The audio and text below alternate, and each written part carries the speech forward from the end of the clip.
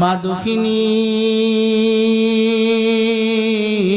অনেক কষ্ট করে 9 মাস 10 মাস তোমাকে গর্ভে ধারণ করেছে, অবাদাতুহু কুরহা, এবং অনেক কষ্ট করে কয়েক বালতি রক্ত ঝরিয়ে তুমি সন্তানকে প্রসব করেছে। 3 নম্বর ওয়া হামলুহু ওয়া ফিসালুহু 30 শাহরা, তোমাকে 2 বছর পর্যন্ত দুগ্ধ পান করিয়েছে। এই 3টি কষ্ট কিন্তু বাজান করে শুধু মা জাতি, কোনো পুরুষ কিন্তু করে না। প্রসব বেদনা কষ্টটা কেমন কষ্ট কোনো মানুষ কিন্তু বোঝে না বাজান। যদি বুঝতো কোন স্বামী বিবির প্রতি নির্যাতন করতো না, কোন স্বামী তার বিবির প্রতি জুলুম আর অবিচার করতো না। গর্ভে ধারণের কষ্টটা কেমন কষ্ট, মা খেতে বসেছে, সন্তানটা ভাত মেখে নিয়েছে, মুখে দিবে লোকমা বানিয়েছে, ইন দ্য মেন টাইম সন্তানটা মায়ের কলিজায় লাথি মেরেছে, মা কিন্তু আর খেতে পারে না, উঠে চলে যায়। মা অনেক কষ্ট করে সন্তানটাকে গর্ভে ধারণ করেছে বাজান। এই জন্য আল্লাহ রাব্বুল আলামিন বলেন মা জাতির খেদমত তোমরা করবে, কারণ মা তোমাকে অনেক কষ্ট করে গর্ভে ধারণ করেছে, দুগ্ধ পান করিয়েছে, প্রসব বেদনা সহ্য করেছে। এই প্রমাণ, এই জন্য আল্লাহর পয়গম্বরকে সাহাবী জিজ্ঞেস করলেন মান আহাক্কু বিহুসনি সাহাবাতি, ও আমার পয়গম্বর আমার সবচেয়ে বেশি সৎ ব্যবহার পাওয়ার উপযুক্ত কে? আল্লাহর নবী বললেন উম্মুকা, তোমার মা। এরপরে বললেন সুম্মা মান, এরপরে কা? আল্লাহর পয়গম্বর দ্বিতীয়বার বললেন উম্মুকা, তোমার মা। এরপরে আবার বললেন সুম্মা মান, এরপরে কার? আল্লাহর পয়গম্বর বললেন উম্মুকা, তোমার মায়ের। চতুর্থবার বললেন তোমার বাবার। কারণ এমন 3টি কষ্ট করে যেই 3টি কষ্ট পৃথিবীর কোনো পুরুষ করে না। এই জন্য দেখবেন পৃথিবীর কোনো মাকে যদি সন্তান কষ্ট দেয়, এই মা কিন্তু কখনো সন্তানের জন্য বদদোয়া করে না। কিছুদিন আগে ইন্তেকাল করেছেন পীর জুলফিকার আলী নকশবন্দি রহমাতুল্লাহ আলাইহি, কিতাবের মধ্যে লিখেছেন একটা সন্তানকে আব্বা আম্মা অনেক কষ্ট করে তিলে তিলে বড় করে মানুষের মতো মানুষ করেছে। এক পর্যায়ে সুশিক্ষায় শিক্ষিত করে বিদেশে পাঠিয়ে দিয়েছে। ওই সন্তানটা বিদেশ গিয়ে বিবাহ করেছে, প্রায় 1 যুগ 2 যুগ হয়েছে, 24-25 বছর। এই 24-25 বছর পর্যন্ত সন্তানটা দেশের বাইরে থাকে, একবারের জন্য বাবারও খোঁজ খবর নেয় না, মা দুঃখিনীর খোঁজ খবরও সে নিতে আসে না, ফোনেও কথা বলে না। এই সন্তানটা আব্বা আম্মা অনেক কষ্ট করে লালন পালন করেছে, কিন্তু সন্তান বিবিকে পেয়ে, শ্বশুর শাশুড়িকে পেয়ে পরদেশে বাবা মাকে ভুলে গিয়েছে। কিন্তু এই দিকে আব্বা আম্মা অনেক অসুস্থ হয়ে যায়, চিকিৎসার জন্য টাকা পয়সা না থাকার কারণে নিজের বাড়ির ভিটাটা পর্যন্ত বিক্রি করতে করতে চিকিৎসা করেছে, এবং চিকিৎসা করেও কিন্তু তার আব্বা দুনিয়ায় বেঁচে থাকতে পারে নাই, পৃথিবীর জমিন থেকে চিরতরে বিদায় নিয়েছে। এই দিকে পোড়া কপাল সন্তান 2 যুগ হয়ে যাওয়ার পরে সন্তানের যৌবন নষ্ট হয়ে যায়। বিবি বলে তোমার মতো স্বামীর চেহারা আমি দেখতে চাই না, তুমি চলে যাও। শ্বশুর শাশুড়ি বলে এমন জামাতার দরকার নাই, বিদায় করে দাও। বিবি বিদায় করে দিয়েছে, আব্বা আম্মা বিদায় করে দিয়েছে। সন্তানটা এখন নিরাশ হয়ে গিয়েছে, হাইরে যেই মা আর বাবার খোঁজ খবর 24টা বছর প্রায় 2 যুগ আমি নিলাম না, আজ যদি এই অবস্থা আমার মা আর বাবার সামনে গিয়ে আমি পড়তাম, আমার বিশ্বাস আমার মা আর বাবা কোনোদিন আমাকে বাসা থেকে বের করে দিত না। 2 যুগ পরে সন্তানটা দেশে এসে নিজের বাড়িকে টার্গেট করে হাইওয়ে থেকে নেমে মিঠু পথে যখন রওনা দিয়েছে বাজান, বাড়ির সামনে গিয়েছে, বাড়ির খুঁতে গিয়েছে, যাওয়ার পরে দেখতে পায় যেই জায়গায় তার বাড়ি ছিল, বসত ভিটা ছিল, ওই জায়গার মধ্যে আর ঘর নাই, বাড়ি নাই, কিছু নাই। ওই জায়গার মধ্যে একজন মালিক আঙ্গুরের বাগানে কাজ করছে। ওই মালিকে গিয়ে বলল এই জায়গায় কি বাড়ি ছিল না? বললেন বাড়ি ছিল, কিন্তু বাড়ির মালিক অসুস্থ হওয়ার কারণে চিকিৎসা করার লক্ষ্যে বাড়ির জায়গাটা বিক্রি করে দিয়েছে। আমি ক্রয় করে এই জায়গার মধ্যে আমি আঙ্গুরের বাগান সাজিয়েছি। আমি শুনেছি তার একটা পোড়া কপাল সন্তান আছে, এই সন্তানটা দেশের বাহিরে চলে গেছে 2 যুগ আগে। এমন হতভাগা মা আর বাবা, সন্তান বিদেশ বাড়িতে মাল কামাই, শ্বশুর শাশুড়িকে নিয়ে আনন্দ উদযাপন করে চলে, কিন্তু তার মা চিকিৎসার জন্য টাকা পায় না, বাবা পায় না। এক পর্যায়ে গিয়ে তার আব্বা দুনিয়া থেকে বিদায় নেয়। সন্তানটা নিজের পাপের কথা, নিজের দুর্ভাগার কথাগুলি শুনে নিজের চোখ দিয়ে পানি ফোঁটাগুলো গাল বেয়ে বেয়ে পড়ছে, কিন্তু সন্তান নিজের পরিচয় দেয় না। বাগানের মালিক বলে, হে আল্লাহর বান্দারে, আমি যদি ওই সন্তানটাকে আমার সামনে পাইতাম, যেই সন্তান থাকার পর পরও তার আব্বা আম্মা কষ্ট করে দুনিয়াতে চলেছে। আমি যদি পেতাম আমার এই গাছ কাটার চাকু দিয়ে ছুরি দিয়ে আমি সন্তানটাকে কেটে ফেলতাম। এত বড় জালিম সন্তান সে কিভাবে হতে পারে? আল্লাহর বান্দার মুখে এমন কথাগুলি শুনে তার চোখের পানি যেন আরো বেরিয়ে যায়।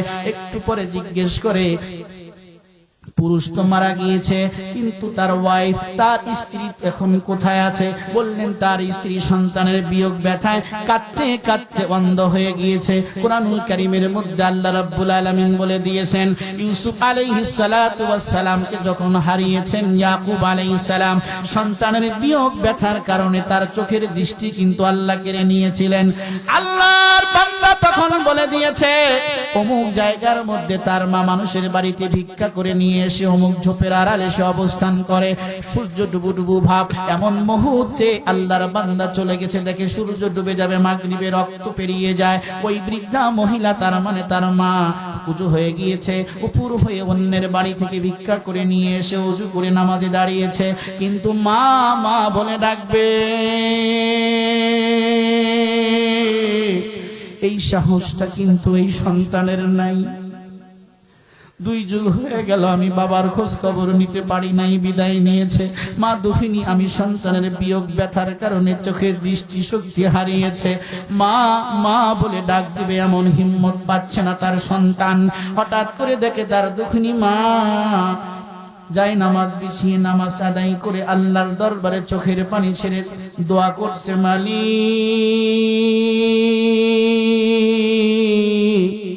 স্বামী কেড়ে নিলা, আমারে বিধবা বানিয়ে দিলা, সন্তান কেড়ে নিলা, আমার বুকটাকে খালি করে দিলা। আল্লাহ, বাড়ির ভিটা থেকে আমাকে বের করে দিলা, অপরের ভিটায় আমি থাকি। আল্লাহ, এই শেষ বয়সে 2 চোখে কিছু দেখি না গো মাওলা। অন্তিম মুহূর্তে আমি দুঃখিনী মায়ের আপনি রবের কাছে একটা ফরিয়াদ, এই ফরিয়াদ গুলো মা করে সন্তান ঝোপের আড়াল থেকে তাকিয়ে তাকিয়ে দেখে, কিন্তু মাকে মা বলে ডাকবে এই সাহসটা কিন্তু সন্তান পাচ্ছে না। বাবা মা এক পর্যায়ে বলে, আল্লাহ, আমার সন্তান 2 যুগ আগে আমি হারিয়েছি, এই 2 যুগ পর্যন্ত আমার সন্তানটা একটি বারের জন্য আমার খোঁজ খবর নিতে আসে নাই। আমি দুঃখিনী মা দোয়া করি আমার হারানো সন্তানটা আপনি আমার কোলে ফিরিয়ে দেন। আল্লাহ, সন্তান আমাকে কামাই রোজগার করে খাওয়াবে, এজন্য আমি আপনার কাছে দোয়া করি না, প্রয়োজনে আমি ভিক্ষা করে মানুষের বাড়ি থেকে নিয়ে এসে আমার সন্তানের মুখে লোকমা তুলে দেব, কিন্তু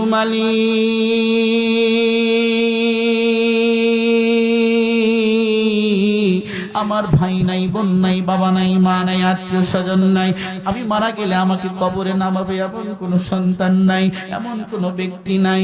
আল্লাহ, আমার সন্তানটাকে আমার বুকে ফিরিয়ে দেন, অন্তত পক্ষে আমার সন্তানটা যেন আমি দুঃখিনী মা ইন্তেকাল করলে আমার লাশটা নিজ কোলে করে নিয়ে কবরস্থ করে। আল্লাহ, এমন কাজটা সম্পাদন করার জন্য আমার সন্তানকে আমার কোলে ফিরিয়ে দেন। এই দোয়া করার সাথে সাথে ঝোপের আড়াল থেকে সন্তান ডাক দিয়েছে, আম্মু, মা মা মা বলে ডাক দিয়েছে। মা আর কাঁদতে হবে না, আল্লাহর দরবারে আর চোখের পানি ফেলতে হবে না গো মা, আর ক্রন্দন করতে হবে না মা, আপনার দোয়ার সে আজিমে পৌঁছে গিয়েছে। আমি তোমার সেই সন্তান 2 যুগ পরে আবার তোমার কোলে ফিরে এসেছি। মা আর কাঁদতে হবে না। মা সন্তানকে বুকের মধ্যে জড়িয়ে ধরে হাত দ্বারা ভালোবাসা আদান প্রদান করছে। সন্তান 2 যুগ মাকে ভুলেছিল, কিন্তু মা কি সন্তানকে ভুলে আছে? জোরে কথা বলুন, ভুলে আছে না? সন্তানকে এক মুহূর্তের জন্য ভুলে নাই, শেষ মুহূর্তেও সন্তানের জন্য দোয়া করছে। সম্মানিত হাজিরিন, এই জন্য পিতা মাতার খেদমত করব তো ইনশাআল্লাহ। জোরে বলুন, করব তো ইনশাআল্লাহ। মনে রাখবেন, পিতা মাতার দোয়া সন্তানের জন্য সরাসরি কবুল। 3 ব্যক্তির দোয়া কখনো বৃথা যায় না। কয় ব্যক্তি? পিতা মাতার দোয়া আর আল্লাহ পাকের আরশের মাঝে কোনো ব্যবধান থাকে না। তো আমি আরজ করছিলাম সূরা বানী ইসরাঈলের 23 এবং 24 নং আয়াতে কারিমার আলোকে আল্লাহ তাআলা বলেছেন, ওয়াকাদা রাব্বুকা আল্লা তা'বুদু ইল্লা ইয়াহু ওয়া বিল ওয়ালিদাইনি ইহসানা। হে রাসূল, আপনার রবের পক্ষ থেকে চূড়ান্ত সিদ্ধান্ত ফয়সালা, গোলামি হবে একমাত্র কার? দুই নম্বর, আল্লাহর ইবাদতের সাথেই যে জিনিসটাকে আল্লাহ সংযুক্ত করলেন, খেদমত হবে পিতামাতা, সদ্ব্যবহার দেখাতে হবে কার সাথে? আব্বা আম্মার সাথে। এখন এক নম্বর কাজ গোলামি আল্লাহর, এই আল্লাহর গোলামির মধ্যে অন্য কাউকে শরীক করা যাবে না। জোরে বলেন, যাবে যাবে যাবে? কখনোই যাবে না। এই যে আসছে 31 ডিসেম্বর 31st নাইট, কি দিবস? নববর্ষ উদযাপন। শিরকি কর্মকাণ্ড করছে, অথচ গোলামি হবে কার? তাহলে মুসলমানদের প্রতিটি কাজ হবে ইবাদত, আর ইবাদতের মধ্যে ভিন্ন ধর্মের কালচার যদি আমি অনুকরণ করে নিজেও নিজেকে ব্যস্ত রাখি, তাহলে আমিও তো শিরিক করে ফেললাম। এই 31st নাইট কোন মুসলমান খ্রিস্ট ধর্মের কালচার অনুযায়ী উদযাপন করা জায়েজ নাই, শরীয়তের আলোকে হারাম। জোরে বলেন ঠিক না বেঠিক? আপনি গুগলে গিয়ে সার্চ দিবেন, কোথায়? গুগলে গিয়ে সার্চ দিবেন, দেখবেন সার্চ দিলেই আপনি পেয়ে যাবেন জানুস, JANUS,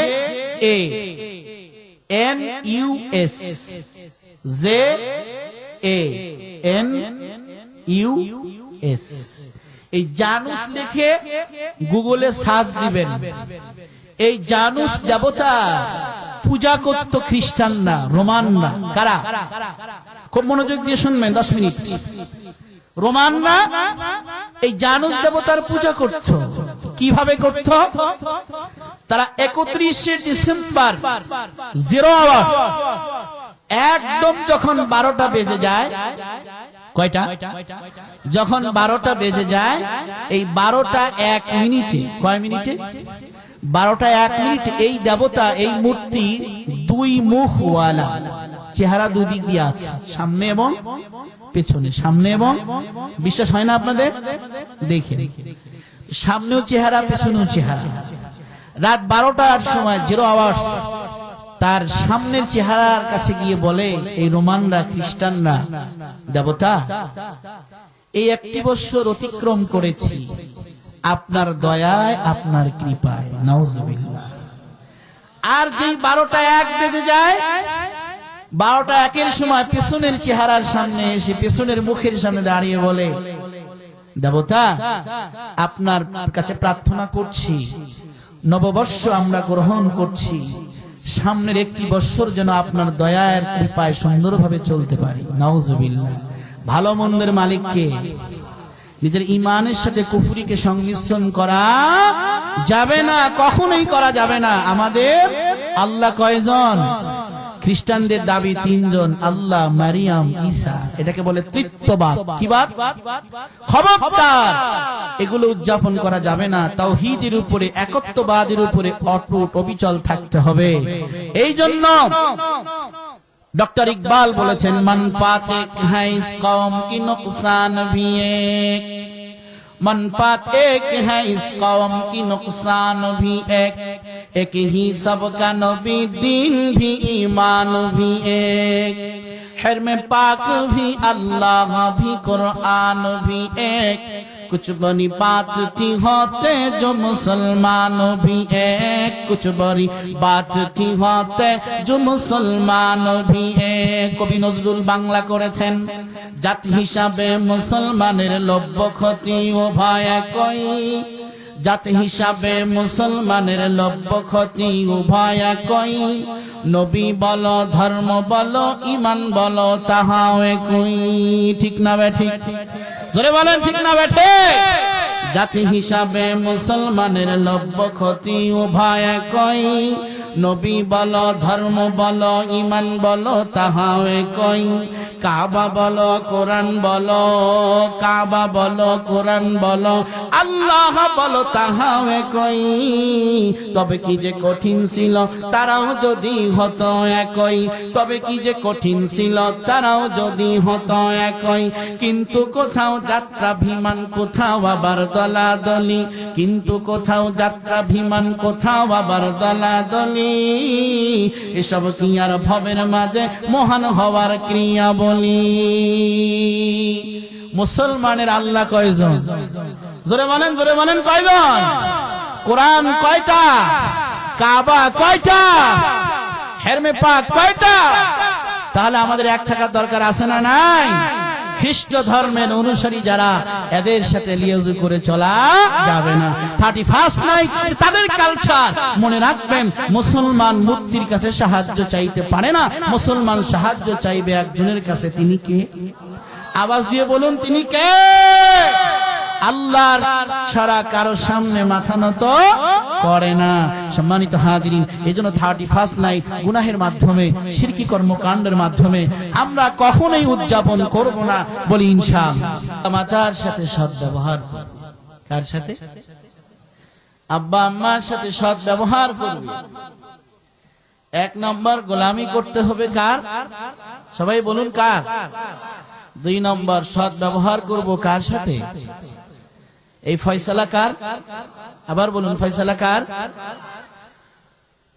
প্রথম কথা আল্লাহ বলছেন, আল্লাহ তা'বুদু ইল্লা ইয়্যাহ, একমাত্র বন্দেগী হবে আল্লাহ তাআলা। কোন আল্লাহর? কোন রবের?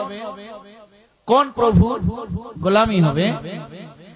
সূরা বাকারার 21 নং আয়াতে কারিমে আল্লাহ তাআলা বলে দিয়েছেন।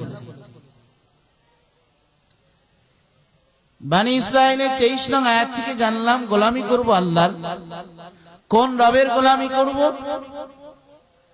সূরা বাকারার 21 নং আয়াতে কারিমে আল্লাহ বিস্তারিত বলেছেন, ইয়া আইয়ুহান নাসু উবুদু রাব্বাকুমুল্লাযী খালাকাকুম والذين من قبلكم لعلكم تتقون। الله أكبر বলুন, হাই নাই জোরে বলুন আল্লাহু আকবার। সবচেয়ে বড় কে? সবাই বলুন কে? আরো জোরে বলুন কে? সামনে বড় কে? পেছনে বড় কে? ডানে বড় কে? বামে বড় কে? নিচে বড় কে? উপরে বড় কে? সকলের চেয়ে বড় কে? আল্লাহ রাব্বুল আলামিন আহকামুল হাকিমিন। আল্লাহ রাব্বুল আলামিন ফয়সালা শুনিয়ে দিচ্ছেন, জানিয়ে দিচ্ছেন, ইয়া আইয়ুহান নাসু উবুদু রাব্বাকুমুল্লাযী খালাকাকুম, হে মানব মণ্ডলী, তোমরা তোমাদের সেই রবের গোলামি করো, তোমরা তোমাদের সেই রবের ইবাদত করো। আল্লাযী খালাকাকুম ওয়াল্লাযীনা মিন ক্বাবলিকুম, যে আল্লাহ তোমাদেরকে বানিয়েছেন, তোমাদের পূর্ববর্তীদেরকে সৃষ্টি করেছেন। লাআল্লাকুম তাত্তাকুন, যাতে করে তোমরা তাকওয়া অর্জন করতে পারো। আর কোন রবের গোলামি তোমরা করবে? আল্লাযী জাআলা লাকুমুল আরদা ফিরাশাও ওয়াস সামাআ বিনাআ। আল্লাহু আকবার। জোরে বলুন আল্লাহু আকবার।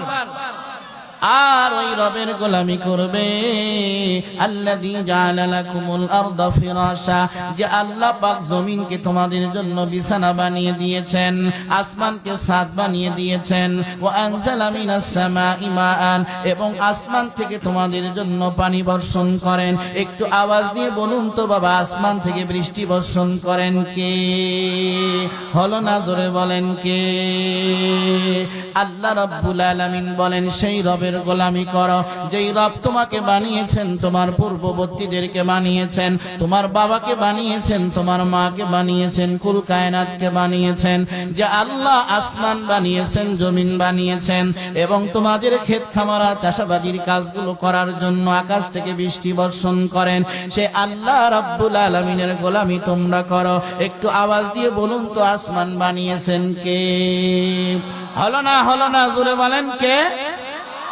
আল্লাহ রাব্বুল আলামিন সূরাতুল মুলকের মধ্যে বলে দিয়েছেন, আল্লাযী খালাকা সাবআ সামাওয়াতিন তিবাকা। আল্লাহু আকবার। আল্লাহ তাআলা বলেন আমি হলাম তোমাদের সে আল্লাহ, আমি যে আল্লাহ তোমাদের জন্য 7টি আসমান স্তরে স্তরে রেখে দিয়েছি। আল্লাহ রাব্বুল আলামিন নিজের সৃষ্টির কথা বলে নিজের কথা নিজেই প্রকাশ করে দিয়েছেন। ওই আল্লাহ রাব্বুল আলামিনের গোলামি আপনাকে আমাকে করতে হবে, এবং এই গোলামি করার জন্যই কিন্তু আল্লাহ রাব্বুল আলামিন আপনাকে আর আমাকে পৃথিবীর মধ্যে পাঠিয়ে দিয়েছেন। আল্লাহ রাব্বুল আলামিন সূরাতুজ জারিয়াতের 56-57 আয়াতে কারিমা ইরশাদ করেছেন, ওয়ামা খালাকাতুল জিন্না ওয়াল ইনসা ইল্লা লিয়াবুদুন। আল্লাহু আকবার। আল্লাহ রাব্বুল আলামিন বলে দিয়েছেন আমি মানব জাতি আর জিন জাতিকে সৃষ্টি করেছি কেবলমাত্র আমার গোলামি করার জন্য, আমার দাসত্ব করার জন্য। আমি রব্বুল আলামিনের কথা অনুযায়ী আমার বান্দা বান্দীরা পৃথিবীর জমিনে চলবে। এই কারণেই আমি আমার বান্দা বান্দীকে সৃষ্টি করেছি, মানব জাতিকে বানিয়েছি, জিন জাতিকে বানিয়েছি। কিন্তু যেই মানব জাতিকে আল্লাহ পাক ইবাদতের জন্য সৃষ্টি করলেন, সেই মানব জাতির মধ্যে চাই সে নর হোক কিংবা নারী হোক, ইবাদত বন্দেগী ছেড়ে দিয়ে গুনাহের কাজের মধ্যে নিমজ্জিত হয়, এমন মুসলমান আপনাদের এলাকায় আছে না নাই? জোরে বলেন আছে না নাই? কম না বেশি? হায়, জুমার নামাজে যেমন মুসল্লি এসেছে, 5 ওয়াক্ত নামাজে আর ফজরের নামাজে কি তেমন মুসল্লি আসে? তার মানে কি জুমার নামাজ ফরজ ছিল আর ফজরের নামাজ নফল? ভাই কথা কি আপনারা বুঝতেছেন না?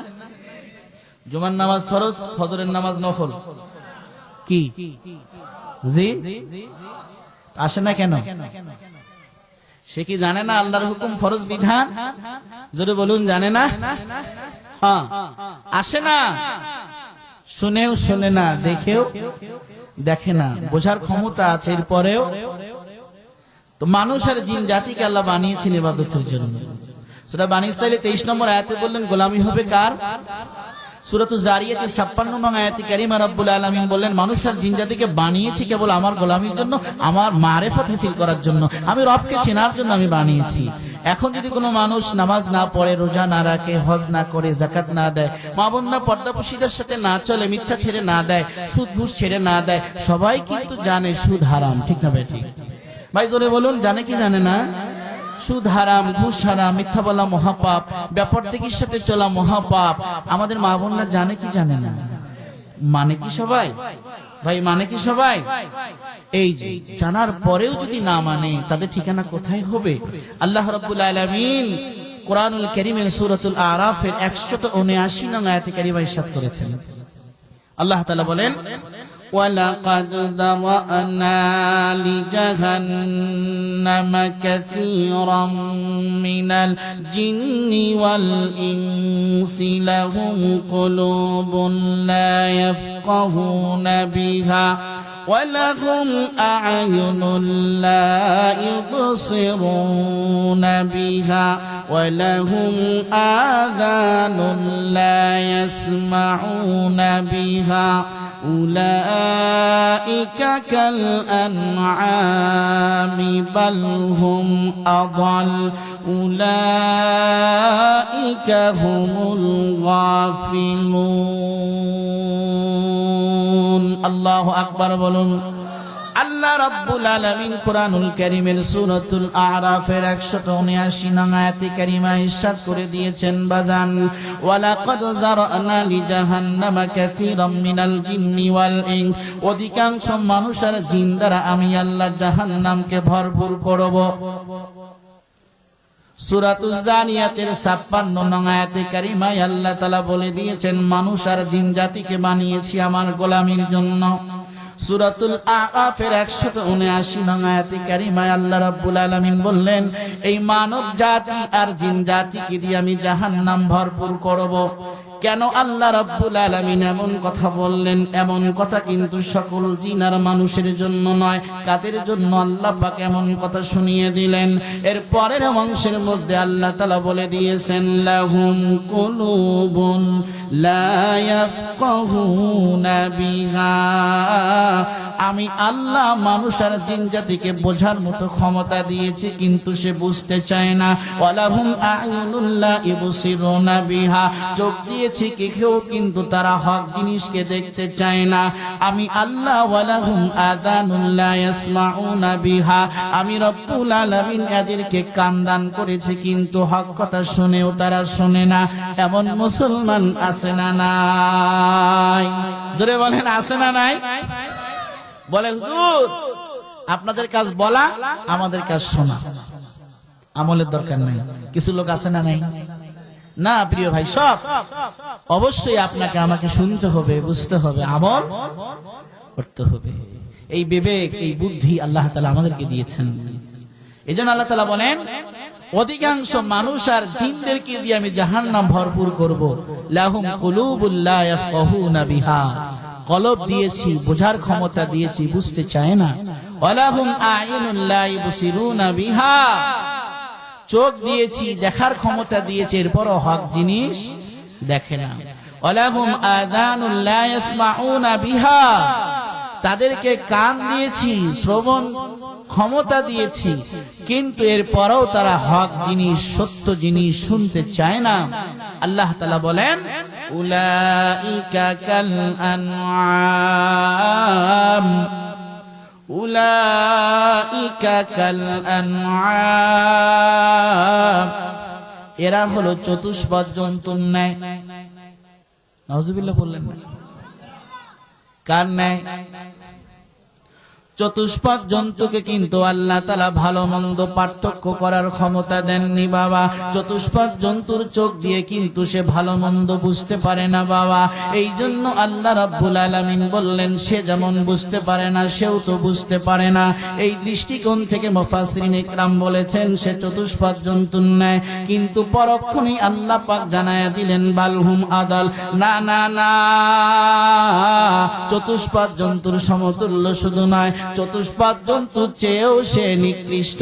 কারণ চতুষ্পদ জন্তুকে ভালো মন্দ পার্থক্য করার ক্ষমতা আমি রব্বুল আলামিন দেইনি, কিন্তু মানব জাতিকে ভালো মন্দ পার্থক্য করার, ব্যবধান করার ক্ষমতা আমি আল্লাহ দিয়েছি।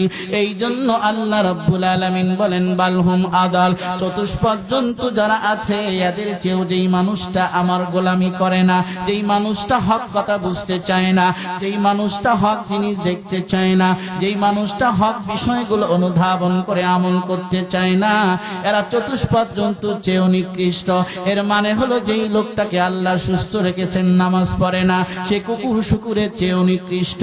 যেই লোকটাকে আল্লাহ তাআলা সুস্থতা দান করেছেন, এরপরও পর্দা পুশিদার সাথে চলে না, এই লোকটা কিন্তু চতুষ্পদ জন্তু, কুকুর শুকুর শ্রীগাল আর বিড়ালের চেয়েও নিকৃষ্ট।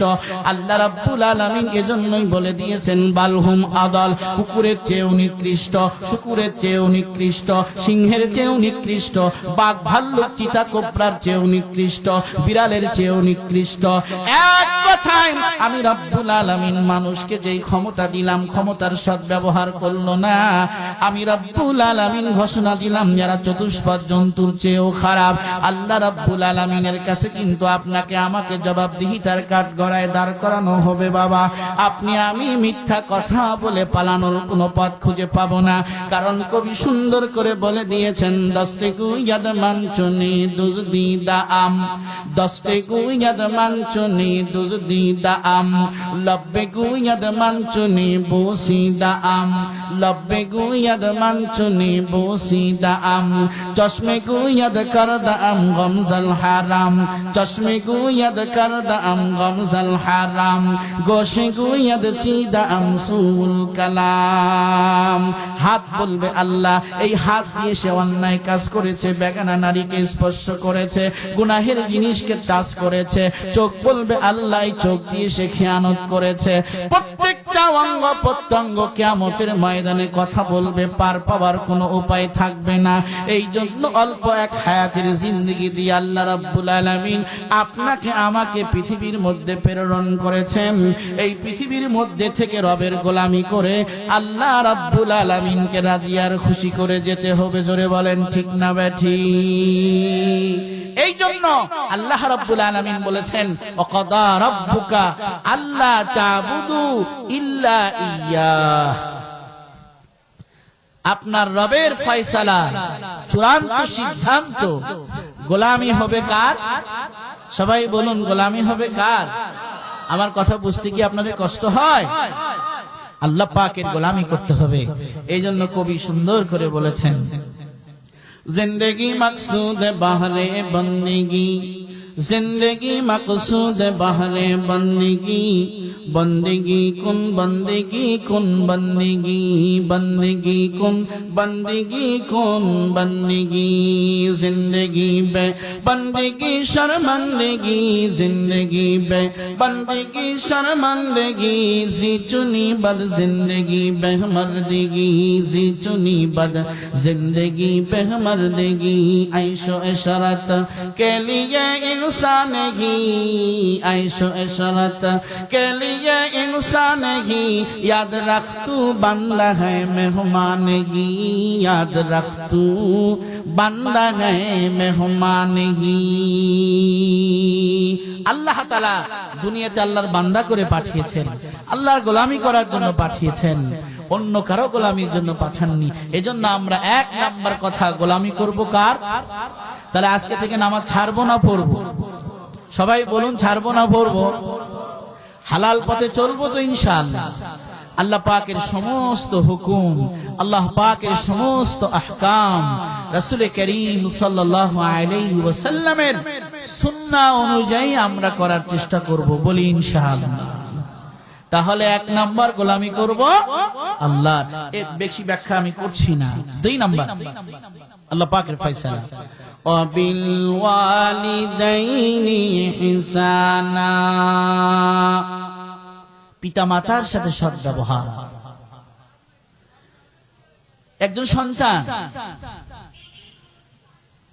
ছোটবেলায় বাবার সাথে সুন্দর ব্যবহার করে, মায়ের সাথে সুন্দর ব্যবহার করে, এই বাচ্চাটা যখন স্কুলে ভর্তি হয় তখনও মার সাথে সুন্দর ব্যবহার করে, বাবার সাথে সুন্দর ব্যবহার করে।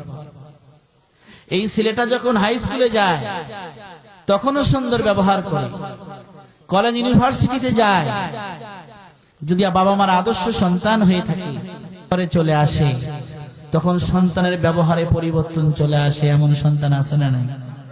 আপনাদের এলাকাতে আছে? আছে? কম না বেশি? কি বলেন, বেশি? কুমিল্লা তো আল্লাহর ওলিদের জায়গা। কুমিল্লাতে বাংলাদেশের সবচেয়ে বড় বড় আলেমদের জন্মস্থান কোথায়? কুমিল্লায়। সন্তানটা ইউনিভার্সিটিতে পড়ে, বাসায় এসে খাবার চায় মার কাছে, ঠিক না? এই সন্তানটা ঘরে যখন বিবি চলে আসে, সন্তানের ব্যবহার পরিবর্তন হয়ে যায়। যুবক যারা এখানে আছেন, আমি তাদেরকে অনুরোধ করে বলছি, কোনদিন বাবা মায়ের সাথে অসৎ আচরণ করবেন না, বলেন ইনশাআল্লাহ। আব্বা আম্মা বেঁচে আছে কার কার? হাত উঠান দেখি। খুব কম। যাদের বেঁচে আছে আমরা সৎ ব্যবহার করব, বলি ইনশাআল্লাহ। ওয়াবিল ওয়ালিদাইনি ইহসানা, রবের চূড়ান্ত ফয়সালা, পিতা মাতার সাথে সৎ ব্যবহার করতে হবে, কখনো খারাপ আচরণ করা যাবে না। এমনকি পিতা মাতা আব্বা আম্মা যদি কাফেরও হয়, মুশরিকও হয়, কথা বলে কি, যদি মুশরিকও হয় তখনও আব্বা আম্মার সাথে খারাপ আচরণ করা যাবে না। প্রমাণ আল্লাহ রাব্বুল আলামিন কুরআনুল কারীমে সূরা লুকমানের 15 নং আয়াতে কারিমা ইরশাদ করেছেন। আয়াতের ব্যাখ্যায় লিখেছেন, সাদ ইবনে আবি ওয়াক্কাস রাদিয়াল্লাহু তাআলা আনহু মুসলমান হয়েছেন, নবীজির সংস্পর্শে আসছেন, তার মা ইসলাম গ্রহণ করেনি। মনোযোগ আছে আপনাদের? তার মা ইসলাম গ্রহণ করেনি, তো মা সন্তানকে ফেরানোর জন্য কৌশল অবলম্বন করেছে। মা বেঈমান, কাফেরা, মুশরিকা। মা বলছে, সাদ তুমি কালিমা ছেড়ে দাও, ঈমান ছেড়ে দাও, নবী মুহাম্মদ রাসূলুল্লাহ সাল্লাল্লাহু আলাইহি সাল্লামের সংস্পর্শে যাওয়া আসা ছেড়ে দাও। বলেন, মা এটি তো আমার জন্য সম্ভব নয়।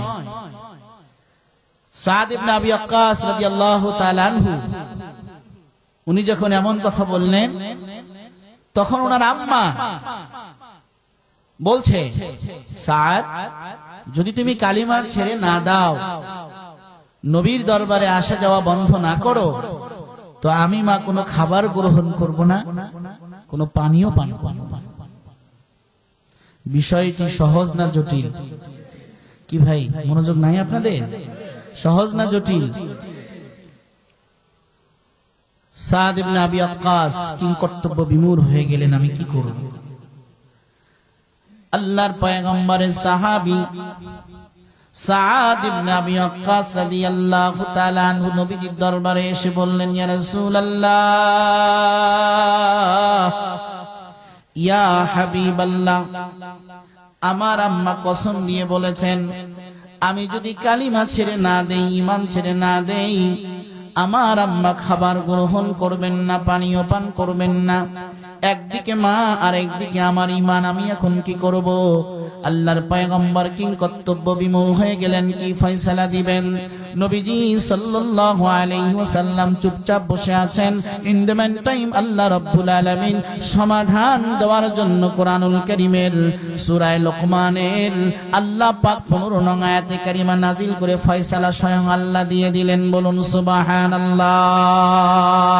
ওয়া ইন জাহাদাকা আলা আন তুশরিকা বি মা লাইসা লাকা বিহি ইলমুন ফালা তুতি'হুমা ওয়া সাহিবহুমা ফিদ দুনিয়া মা'রুফা।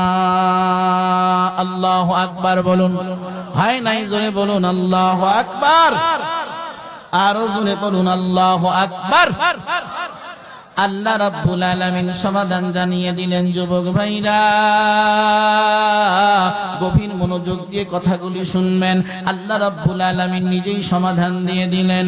ওয়া ইন জাহাদাকা আলা আন তুশরিকা বিমা লাইসা লাকা বিহি ইলম। নবী আমার আপনার সাহাবী সাদ ইবনে আবি ওয়াক্কাসকে বলে দিন, যেই বিষয়ে তোমার কোনো ইলম নেই, এমন বিষয় যদি তোমার আব্বা আম্মা তোমাকে নির্দেশ করে, শিরিক করার কথা বলে, কুফরি করার কথা বলে, গুনাহের কোনো নির্দেশ যদি তোমার আব্বা আম্মা দিয়ে দেয়, ফালা তুতিহুমা, কখনোই আব্বা আম্মার কথা কিন্তু মানা যাবে না। তবে মনে রাখবে, ওয়া সাহিবুহুমা ফিদ দুনিয়া মা'রুফা, তোমার বাবা যদি কাফের হয়, তোমার মা যদি কাফেরা হয়, তোমার আব্বা আম্মা যদি মুশরিকা হয়, মুশরিক হয়, বেঈমান হয়, বদ্দিন হয়, তবুও তোমার আব্বা আম্মার সাথে দুনিয়ার জিন্দেগিতে তুমি সদ্ব্যবহার করবে। খবরদার, খবরদার, কখনো বেয়াদবি করবে না। কাফের, মুশরিক, এর পরেও সদ্ব্যবহারের নির্দেশ দিয়েছেন কে? হ্যাঁ, যদি বাবা মা সন্তানকে বলে তুমি দাড়ি কাটো, সুন্নতি পোশাক পরো না, ফজরের নামাজ পড়ার জন্য মসজিদে যেতে হবে না, নামাজ পড়তে হবে না, এমন আব্বা আম্মা আসেনি? আল্লাহ বলেন কথা মানা যাবে না। বাবা মা যদি কুফরির নির্দেশ দিয়ে দেয়, বদ আমলের নির্দেশ করে, সেক্ষেত্রে আব্বা আম্মার কথা মানা যাবে না। তবে তবে খারাপ ব্যবহারও করা যাবে না। কথাটা কার? সবাই বলুন, কথা কার? আল্লাহ। মনে রাখবেন, কোন সন্তান যদি আব্বা আম্মার সাথে খারাপ ব্যবহার করে, তার কপাল পুড়ে যাবে। সন্তান পিতা মাতার সাথে সৎ ব্যবহার করতে হবে। আল্লাহ বলছেন সৎ ব্যবহার, ইহসান। ইহসানের ব্যাখ্যা আল্লাহ করেছেন 5 ভাবে। কয় ভাবে? কেমন ব্যবহার? ইম্মা ইয়াবলুগান্না ইনদাকাল কিবরা আহাদুহুমা আও কিলাহুমা ফালা তাকুল লাহুমা উফফিন ওয়ালা তানহারহুমা وقل لهما قولا كريما আল্লাহ রব্বুল আলামিন কোরআনুল কারীমের মধ্যে বলে দিয়েছেন, গভীর মনোযোগ দিয়ে কথাগুলি শুনবেন। আর কয়েক মিনিট পরে কিন্তু আমি কথা শেষ করে বিদায় নিয়ে চলে যাব। আল্লাহ রব্বুল আলামিন বলেন, ইম্মা ইয়াবলুগান্না ইনদাকাল কিবারা আহাদুহুমা, তোমার আব্বা আম্মা উভয় অথবা কোনো একজন যদি বার্ধক্যে উপনীত হয়ে যায়, ফালা তাকুল্লাহুমা উফ, কখনোই এমন আচরণ করবে না যে আচরণ দেখে আব্বা আম্মা বলে উফ। কি বলে? হ্যাঁ, দুই ব্যাখ্যা। আরেকটি হচ্ছে তোমার আব্বা আম্মা তোমাকে ধমক দিয়েছে, তোমার আব্বা আম্মা তোমার প্রতি এমন কোন কথা তোমাকে শুনিয়েছে, অথবা তোমার আব্বা আম্মা এমন কোন আচরণ তোমাকে দেখিয়েছে, বাবা আমার কথায় বিরক্ত হয়ে তুমি সন্তান কখনো উফ বলবে না। কি বলবে না? তুমি এমন কত কথা বলবে না যেই কথা শুনে আব্বা আম্মা কষ্টে তাদের হৃদয় থেকে বেরিয়ে আসে, উফ পুত, ছেলে রে, এত কষ্ট করে তোরে মানুষ করলাম, আজকে তুই আমার সাথে এই খারাপ ব্যবহার করতে পারলি, উফ। আল্লাহ পাক বলেন, খবরদার সন্তান, কখনোই তুমি আব্বা আম্মার সাথে এমন ব্যবহার দেখাবে না যেই ব্যবহারের কারণে তোমার আব্বা আম্মার জবান থেকে উফ শব্দটা বেরিয়ে আসে, অথবা তোমার আব্বা আম্মা তোমার সাথে এমন ব্যবহার করেছে, জুলুমও যদি করে, কষ্টও যদি দেয়, তুমি সন্তান উফ বলার অধিকার রাখো না। আল্লাহ রাব্বুল আলামিন আব্বা আম্মাকে এমন মর্যাদাবান বানিয়েছেন। ইহসানের 1 নম্বর ব্যাখ্যা। 2 নম্বর ব্যাখ্যা, আল্লাহ রাব্বুল আলামিন বলেন, ওয়ালা তানহারহুমা, কখনোই আব্বা আম্মাকে ধমক দিয়ে কথা বলবে না, ঝাড়ি দিয়ে কথা বলবে না।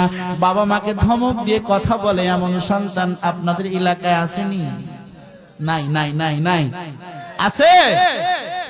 আল্লাহ পাক সুন্দর করে জানিয়ে দিয়েছেন, ইহসানের ব্যাখ্যা করেছেন, ওয়ালা তানহারহুমা। মুফাসসিরিন ইকরাম লিখেছেন 2 নম্বর ব্যাখ্যা আল্লাহ রাব্বুল আলামিন নিজেই করে দিলেন, কখনোই আব্বা আম্মাকে ধমক দিয়ে ঝাড়ি দিয়ে কথা বলবে না। 3 নম্বর ব্যাখ্যা ইহসানের, আল্লাহ পাক বলেন, ওয়া কুল্লাহুমা কওলান কারীমা। আল্লাহু আকবার, জোরে জোরে জোরে জোরে আল্লাহু আকবার। হে সন্তান, বাবা মার সাথে যখন কথা বলবে, নম্রভাবে কথা বলবে, ভদ্রতার সাথে কথা বলবে, সম্মানসূচক শব্দ ব্যবহার করে তুমি কথা বলবে। খবরদার খবরদার উঁচু আওয়াজে কথা বলবে না। ইহসানের 3 নম্বর ব্যাখ্যা। 4 নম্বর ব্যাখ্যা আল্লাহ রাব্বুল আলামিন করে দিয়েছেন, আখফিদ লাহুমা জানাহাদ-দুল্লি মিনার রাহমা। যখন আব্বা আম্মার সামনে যাবে, নত হয়ে যাবে, বিনয়ের সাথে যাবে, নিজের বাহুকে বাজুকে হাতকে তুমি এমন ভাবে রাখবে যেমন নাকি একজন আসামি যখন নাকি কোর্টে তাকে দাঁড় করানো হয়, মাথাটা নিচু করে, নিজের বুকটাকে নিচু করে ফেলে, হাত দুটোকে নিচু করে ফেলে। আল্লাহ পাক বলেন, জানাহাদ-দুল্লি মিনার রাহমা, নম্রতার সাথে তুমি বাবা মার সাথে মাথা ঝুঁকে বসে যাও। খবরদার খবরদার বুক টান করে আসন গেড়ে আব্বা আম্মার সামনে বসবে না। কথাটা কার? জোরে বলেন কার? আল্লাহ রাব্বুল আলামিন ইহসানের 4 নম্বর ব্যাখ্যা করে দিলেন, আমাদেরকে বুঝিয়ে দিলেন, বাবা মার সামনে যখন বসবে সুন্দরভাবে নম্রতার সাথে মাথা নিচু করে বসে যাবে। 4 নম্বর 5 নম্বর আল্লাহ রাব্বুল আলামিন বলেন, ওয়া কুর রাব্বিল হামহুমা, পড়ুন, অকুর রাব্বিল হামহুমা কামা রাব্বায়ানি সগীরা। আয় আল্লাহ, আমার আব্বা আম্মাকে আপনার রহমতের কোলে লালন পালন করুন, যেভাবে ছোটবেলায় আমার আব্বা আম্মা আমাকে লালন পালন করেছে। বাবা মার সাথে সুন্দর ব্যবহার করব, কখনোই আব্বা আম্মাকে কষ্ট দেব না, বাবা মার খেদমত করার চেষ্টা করব। তাই তো কবি সুন্দর করে বলে দিয়েছেন, খেদমতে মা দর পে দর কুন সুবহ শাম, খেদমতে মা দর পে দর কুন সুবহ শাম, তাকে বাসি দর্দ আলম নেকো নাম, তাকে বাসি দর্দ আলম নেকো নাম। খেদমতে মা दर पे दर कुन इख्तियार खिदमते माँ दर पे दर कुन इख्तियार ताके बाशी दर्द आलम बख्तियार ताके बाशी दर्द आलम बख्तियार। আব্বা আম্মার খেদমত করবে, কপাল খুলে যাবে। বাবা মার সেবা যত্ন করবে, মালের মধ্যে আল্লাহ বরকত দিবে। বলুন না সুবহানাল্লাহ। মার্কেটে যায়, বাজারে যায়, বিবির জন্য বাজার করে, সন্তানদের জন্য মার্কেটিং করে নিয়ে আসে, কিন্তু বাবার কথা ভুলে যায়, মার কথা ভুলে যায়। এমন সন্তান আছে না নাই? অথচ আপনি সন্তান, আপনার মাল কোন জায়গায় ব্যয় করবেন সে কথাও আল্লাহ পাক বলে দিয়েছেন। বলুন না সুবহানাল্লাহ।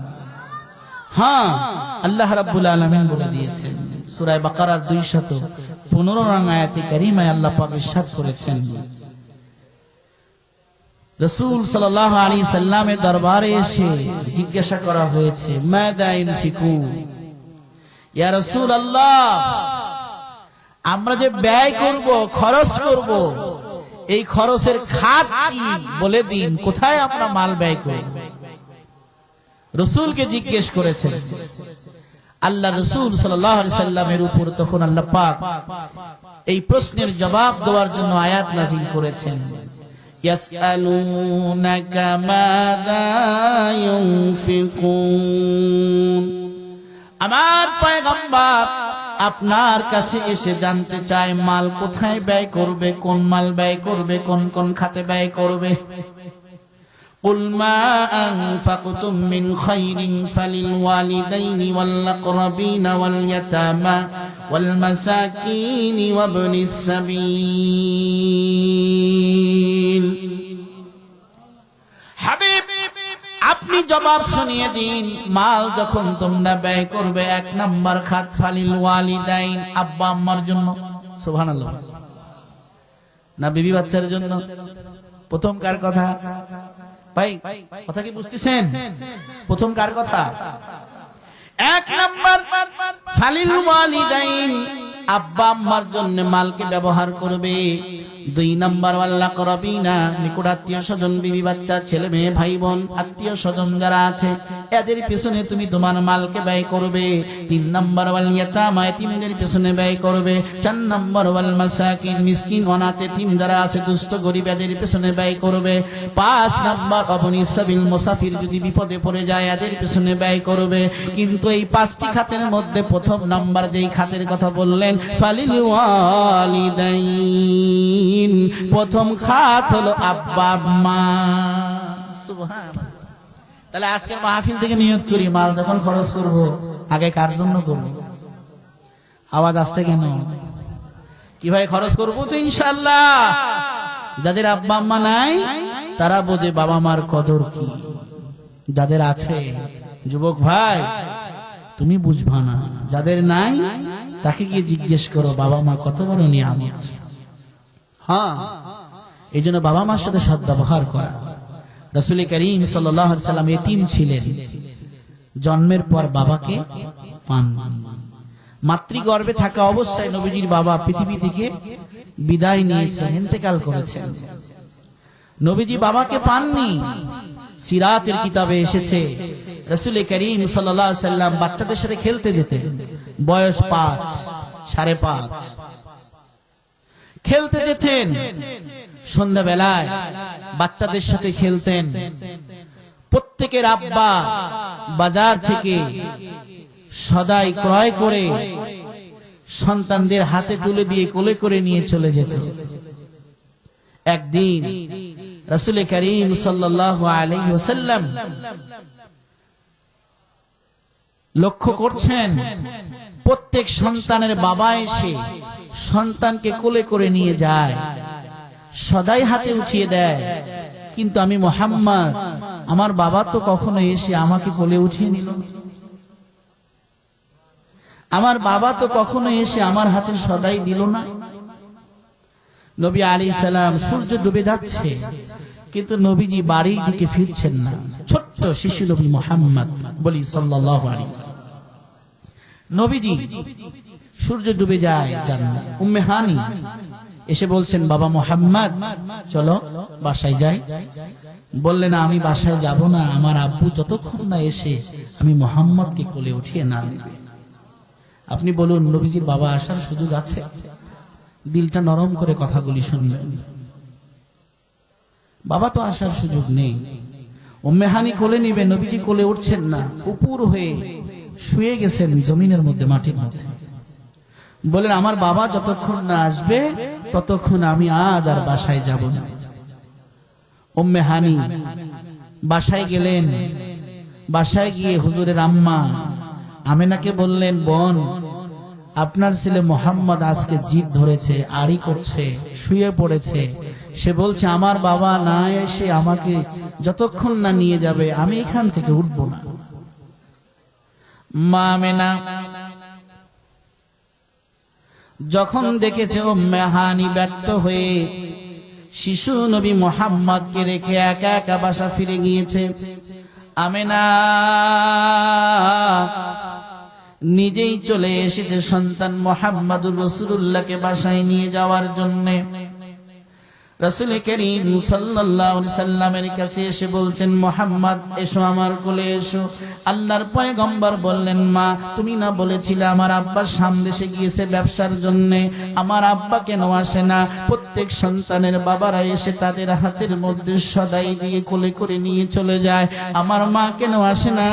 আমার বাবা কেন আসে না? কতদিন আর ব্যবসা করবে? আমার আব্বা তো কোনোদিন আমি দেখলাম না। আমেনা চোখের পানি গড়িয়ে পড়ছে, কিন্তু আমেনা কোনো কথা বলার হিম্মত আর সাহস পাচ্ছেন না। আমেনা বললেন, বাবারে, আমি তোমার বাবার কাছে তোমাকে নিয়ে যাব, এখন তুমি আমার সাথে চলো। এই কথা বলে নবীজিকে বাসায় নিয়ে গিয়েছেন। হুজুরের দাদা আব্দুল মুত্তালিবের কাছে অনুমতি নিলেন, আব্বা জান, আমার সন্তান মোহাম্মদ তার বাবার কাছে যেতে চায়। প্রত্যেক সন্তানকে তার বাবারা এসে কোলে করে নিয়ে যায়, জিদ ধরেছে,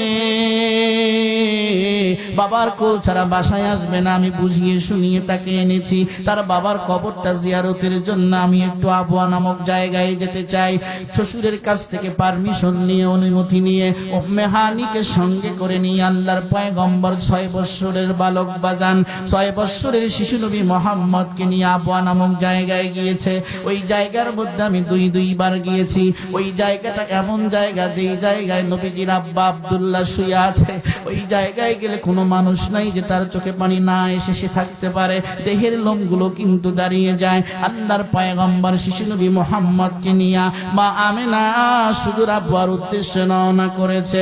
যেতে যেতে যেতে যেতে আবওয়া নামক জায়গার মধ্যে গিয়া নবী আলাইহিস সালাতু ওয়াস সালাম শিশু নবী মোহাম্মদকে উটের পিঠ থেকে নামিয়ে বলে, এ মোহাম্মদ, তোমার আব্বা এই কবরের মধ্যে শুয়ে আছে। আল্লাহর পয়গম্বর বললেন, আম্মু, আপনি না আমাকে বলেছেন আমার আব্বা সামদেশে গিয়েছে ব্যবসা বাণিজ্য করার জন্য? বললেন, বাবারে, তোমাকে বুঝ দেওয়ার জন্য করেছিলাম, বলেছিলাম তোমার আব্বা এই কবরের মধ্যে শুয়ে আছে। আল্লাহর পয়গম্বর ভাই চিৎকার মেরে আব্বু আব্বু বলে কবরের উপর শুয়ে পড়লেন। আল্লাহর পয়গম্বর কবরের উপরে শুয়ে আব্বু আব্বু বলে ডাকছে, কিন্তু কবর থেকে জবাব আসার তো কোনো সুযোগ নাই। আল্লাহর পয়গম্বর বাবার কবরের পাশে কাঁদছেন। এই মন সময় আল্লাহ পাকের পক্ষ থেকে বড় একটি কুদরত শুরু হয়ে গেল। আল্লাহ পাক আরো বড় একটি পরীক্ষা নেওয়া শুরু করলেন। ছোট্ট মাসুম বাচ্চা শিশু নবী মুহাম্মদুর রাসূলুল্লাহ সাল্লাল্লাহু আলাইহি ওয়াসাল্লামের কান্না। এরপর আল্লাহ পাক জিবরিল আমিনকে ডাক দিয়ে বললেন, জিবরাইল, যাও যাও যাও, তুমি এই মুহূর্তে আমার বন্ধু মুহাম্মাদের আম্মার রূহটাকে কবজ করে নিয়ে আসো। আজরাইল মালাকুল মউতকে বললেন, যাও যাও যাও, গিয়ে আমার পয়গম্বর যে হবে শিশু নবী মুহাম্মদ, তার আম্মার রূহটাকে কবজ করে নিয়ে আসো। আজরাইল মালাকুল মউত তখন বললেন, আল্লাহ, এ কেমন আপনার পক্ষ থেকে পরীক্ষা মাওলা? আপনার পয়গম্বর হবে শিশু নবী মুহাম্মদ। এই মুহাম্মদ তার বাবার কবর দেখার জন্য এসেছে, বাবাকে দেখার জন্য এসেছে। এই মুহূর্তে সে কাঁদছে আব্বু আব্বু বলে, আর এই মুহূর্তের মধ্যে আপনি তার আম্মার রূহ থেকে নিয়ে যাওয়ার জন্য বললেন। আপনার পয়গম্বর যে হবে শিশু নবী মুহাম্মদ তো বরদাস্ত করতে পারবে না। আল্লাহ এই কঠিন পরীক্ষা আপনি নিচ্ছেন। আল্লাহ রাব্বুল আলামিন বললেন, আজরাইল, শোনো শোনো শোনো, যার দুনিয়ার মধ্যে দেখাশোনা করার জন্য কেউ নাই, তার জন্য রয়েছে স্বয়ং আমি আল্লাহ। আল্লাহ আমার রূহটা কিন্তু বেরিয়ে যায়, মা দুনিয়া থেকে চলে গেলেন। আল্লাহর পয়গম্বর শিশু নবী মুহাম্মদ তো অবুঝ সন্তান ভাই, নবী আলাইহিস সালাম তো তেমন কিছু বুঝেন না। হঠাৎ করে দেখে মা কথা বলে না, মার বুকের উপরে জড়িয়ে ধরে বলে আম্মু আম্মু আম্মু আম্মু বলে ডাকে, কিন্তু মা তো কথা বলার কোনো সুযোগ নাই। মাকে এখন কি করবেন? উম্মে হানি ওই জায়গার মধ্যে মাটি খনন করেছেন, পাথরি মাটি। আল্লাহর পয়গম্বরকে বললেন, মুহাম্মদ রে, তোমার মাকে যতই ডাকো না কেন, তোমার মা কিন্তু আর সাড়া দেবে না, জবাব দেবে না। তোমার বাবা যেখানে চলে গিয়েছে, তোমার মাও কিন্তু সেখানে চলে গিয়েছে। ও মুহাম্মদ, কে কোনো লাভ হবে না। আল্লাহর পয়গম্বর বিশ্বনবী মুহাম্মদুর রাসূলুল্লাহ সাল্লাল্লাহু আলাইহি ওয়াসাল্লাম যখন নাকি কবর খনন করা হয়েছে, কবরের মধ্যে উম্মে হানি শিশু নবী মুহাম্মদকে নিয়ে নেমেছে। ছোট্ট বাচ্চা, মাসুম বাচ্চা শিশু নবী মুহাম্মদ 6 বছর বয়সে মার লাশটা যখন কবরের মধ্যে রাখে, উম্মে হানির সাথে সন্তান মার বুকের উপর পড়ে যায়। সন্তান শিশু নবী মুহাম্মদ মার বুকের উপরে পড়ে গিয়ে আম্মু আম্মু বলে ডাকে, কিন্তু জবাব পাওয়ার তো কোনো সুযোগ নাই। উম্মে হানি আল্লাহর পয়গম্বরকে আমিনাকে দাফন করে নিয়ে যায়। আল্লাহর পয়গম্বর জন্মের আগে বাবাকে হারিয়েছেন, 6 বছর বয়সে কিন্তু মাকে হারিয়েছেন। আল্লাহর পয়গম্বর এই জন্য বলেন, তোমরা কখনই আব্বা আম্মাকে কষ্ট দিবে না। আল্লাহ পাকের সন্তুষ্টি যদি তোমরা কামনা করো, অবশ্যই আব্বা আম্মাকে সন্তুষ্ট করতে হবে। আল্লাহর পয়গম্বর বলেন, রিজাল রাব্বি ফি রিজাল ওয়ালিদাইন ওয়া সাখাতুর রাব্বি ফি সাখাতিল ওয়ালিদাইন। যদি কেউ আব্বা আম্মাকে সন্তুষ্ট করতে পারে, আমি পয়গম্বর বলে দিলাম, স্বয়ং আল্লাহ তার উপর রাজি আর খুশি হয়ে যাবে। এই জন্য ভাই আপনাদের কদমে হাত রেখে বলে দিয়ে যায়, কখনো আব্বা আম্মাকে কষ্ট দিবেন না, কখনো মাকে ঝাড়ি দিয়ে কথা বলবেন না, কখনোই কথা বলবেন না। উম্মে হানি আল্লাহর নবীকে লালন পালন করে বড় করেছেন। আল্লাহর পয়গম্বর যখন উম্মে হানিকে পরবর্তীতে দেখতেন, সঙ্গে সঙ্গে দাঁড়িয়ে যেতেন। শুধু তাই নয়, আল্লাহর পয়গম্বরের সামনে হাদিয়ার মাল এসেছে। আল্লাহর পয়গম্বর মালগুলিকে যখন বন্টন করছেন, হঠাৎ করে সাহাবায়ে কেরাম বলেন, আমরা দেখতে পেলাম একজন মহিলা দূর থেকে এসে লাইন ধরেছে মাল নেওয়ার জন্য। সমস্ত মেয়েদেরকে, পুরুষদেরকে নবীজি আপন জায়গা থেকে হাদিয়ার মালগুলো বন্টন করে দিলেন। কিন্তু হঠাৎ একজন মহিলা আসছেন, এই মহিলাকে দেখে নবীজি দাঁড়িয়ে গেলেন। সুবহানাল্লাহ, আল্লাহর পয়গম্বর দাঁড়িয়ে গেলেন। দাঁড়িয়ে নবী আলাইহিস সালাতু ওয়াস সালাম নিজের চাদর মোবারক বিছিয়ে দিলেন। আল্লাহর নবী চাদর মোবারক বিছিয়ে দিয়ে ওই মহিলাকে ওখানে বসার জন্য অনুরোধ করলেন। ওই মহিলা সেই জায়গায় বসে গিয়েছে। আল্লাহর নবী তার সামনে আত্তাহিয়াতুস সুরতে বসে নত জানু হয়ে মাথাটা নিচু করে কি যেন কথা বললেন ওই মহিলার সাথে। কথা বলে তাকে হাদিয়ার মাল কিছু বাড়িয়ে দিলেন, বিদায় করলেন। আল্লাহর পয়গম্বর কিছু দূর তাকে আগিয়ে দিলেন। সাহাবায়ে কেরাম পরবর্তীতে বললেন, ইয়া রাসূলুল্লাহ, ইয়া হাবিবাল্লাহ, নবীজি, সমস্ত নারী পুরুষরা এসে আপনার থেকে মাল নিয়ে যায়। ইনি কোন মহিলা? যেই মহিলা আসার সাথে সাথে আপনি দাঁড়িয়ে গেলেন, আপনার ব্যবহৃত চাদরটা তার সম্মানার্থে বিছিয়ে দিলেন, নত জানু হয়ে আপনি কথা বললেন মাথা নিচু করে। এই মহিলাকে তো চিনলাম না। আল্লাহর পয়গম্বর বললেন, সাহাবীরা, উনি আর কেউ নন, উনি হলেন আমার দুধমা হালিমাতুস সাদিয়া। আল্লাহর পয়গম্বর বলেন, হে দুনিয়ার উম্মতেরা, আমি পয়গম্বর যদি নফল সালাতে দাঁড়িয়ে যেতাম, নামাজ শুরু করে দিতাম, আর আমার মা আমিনা যদি জীবিত থাকতেন আর আমাকে ডাকতেন, ইয়া মুহাম্মদ তাআল হিনা, ও মুহাম্মদ ছেলেরে আমার কাছে আসো, আমি নবী নামাজের নিয়ত ছেড়ে মায়ের ডাকে জবাব দিয়ে চলে যেতাম। আল্লাহর পয়গম্বর মার এমন সম্মান দিয়েছেন। আল্লাহর নবী তো মাকে বেশি দিন পাননি, বাবাকে তো দেখেননি, এই জন্য নবী আলাইহিস সালামকে সম্বোধন করে আল্লাহ রাব্বুল আলামিন বলেন ফাআম্মাল ইয়াতীমা ফালা তাকহার ওয়া আম্মাস সাইলা ফালা তানহার ওয়া আম্মা বিনি'মাতি রাব্বিকা ফাহাদ্দিস। নবী, আপনি এতিম ছিলেন, কোন এতিমকে দেখে কখনো ধমক দিয়ে কথা বলবেন না, তাড়িয়ে দিবেন না। আল্লাহ রাসূল সাল্লাল্লাহু আলাইহি ওয়াসাল্লাম বাবা মায়ের খেদমত সম্পর্কে অনেক গুরুত্ব দিয়েছেন।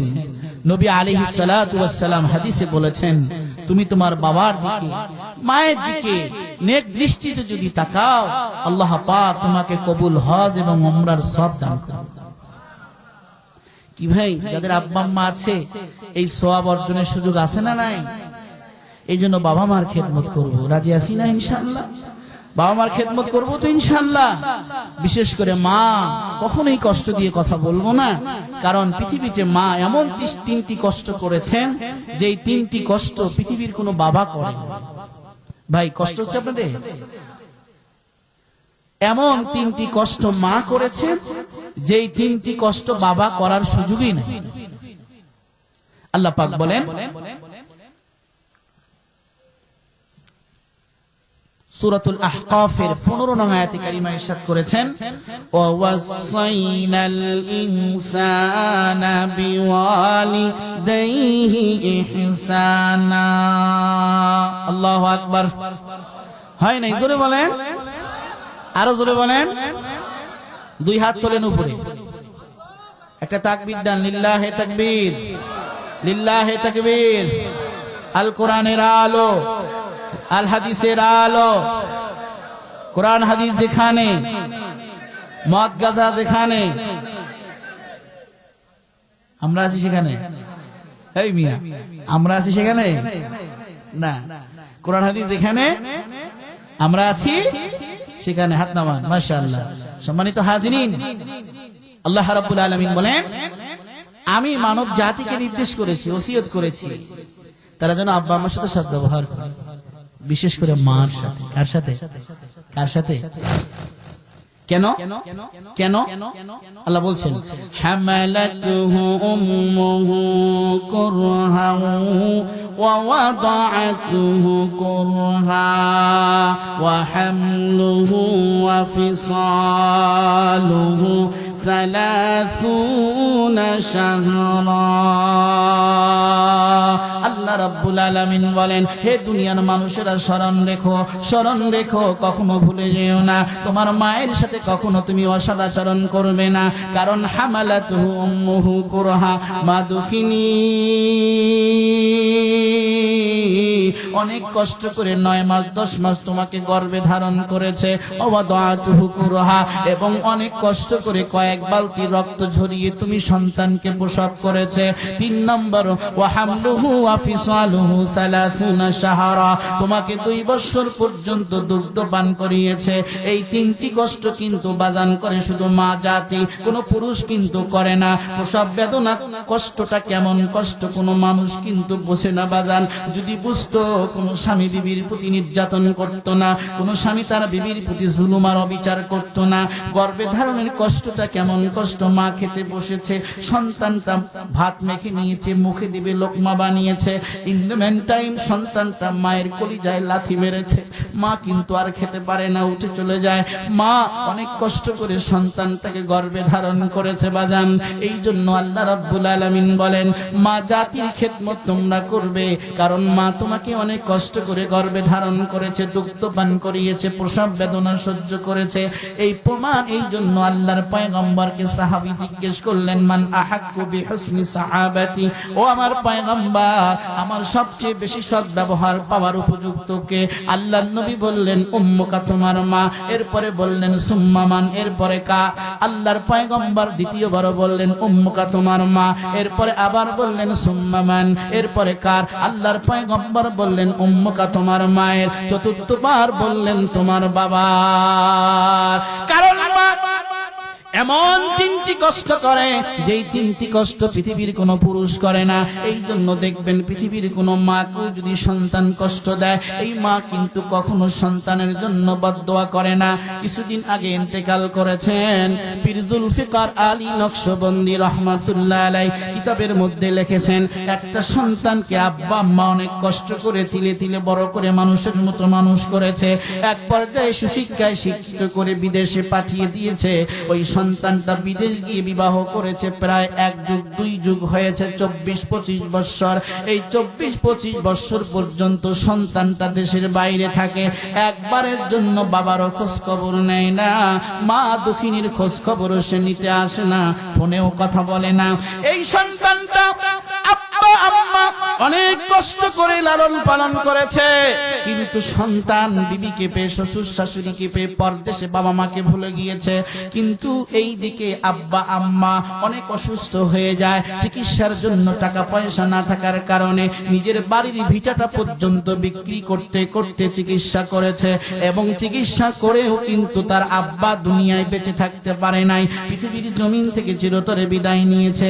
এই দিকে পোড়া কপাল সন্তান 2 যুগ হয়ে যাওয়ার পরে সন্তানের যৌবন নষ্ট হয়ে যায়। বিবি বলে, তোমার মতো স্বামীর চেহারা আমি দেখতে চাই না, তুমি চলে যাও। শ্বশুর শাশুড়ি বলে, এমন জামাতার দরকার নাই, বিদায় করে দাও। বিবি বিদায় করে দিয়েছে, আব্বা আম্মা বিদায় করে দিয়েছে। সন্তানটা এখন নিরাশ হয়ে গিয়েছে, হাই রে, যেই মা আর বাবার খোঁজ খবর 24টা বছর প্রায় 2 যুগ আমি নিলাম না, আজ যদি এই অবস্থা আমার মা আর বাবার সামনে গিয়ে আমি পড়তাম, আমার বিশ্বাস আমার মা আর বাবা কোনোদিন আমাকে বাসা থেকে বের করে দিত না। 2 যুগ পরে সন্তানটা দেশে এসে নিজের বাড়িকে টার্গেট করে হাইওয়ে থেকে নেমে মিঠু পথে যখন রওনা দিয়েছে, বাজান বাড়ির সামনে গিয়েছে, বাড়ির খুঁতে গিয়েছে, যাওয়ার পরে দেখতে পায় যেই জায়গায় তার বাড়ি ছিল, বসত ভিটা ছিল, ওই জায়গার মধ্যে আর ঘর নাই, বাড়ি নাই, কিছু নাই। ওই জায়গার মধ্যে একজন মালিক আঙ্গুরের বাগানে কাজ করছে।